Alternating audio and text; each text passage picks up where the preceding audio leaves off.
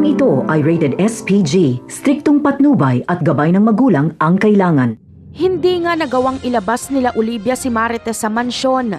Dumating kasi sila Ramon kasama ang mga bihag nilang sila Tanggol. Pinahirapan nila Ramon sila Tanggol. Pero dahil sa pagmamakaawa ni Tanggol na wagsakta ng kanyang mga kaibigan, ay naawa pa rin si Ramon kaya pinatigil niya ang pagpapahirap kay Laenteng.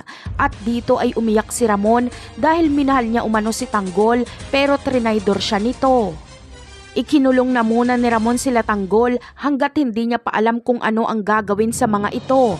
Galit na galit naman si Divina kay Tanggol dahil nagmamatigas pa rin si Tanggol na hindi pa rin magbabago ang kanyang isip at babanggain niya pa rin si Ramon para mawala ang iligal na droga. Ayon kay Divina ay gumising na umano si Tanggol at mag-isip ito.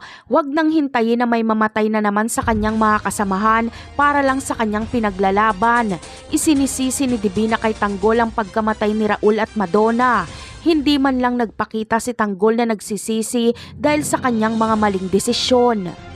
Samantala, hinanap naman ni Ramon si Marites para ipaalam ang pinagagagawa ni Tanggol pero hindi niya ito nakita, bagkus ay sila Olivia at ang mga tauhan nito ang nahuli ni Ramon na nasa may bandang kusina at malapit sa kwarto ni Marites.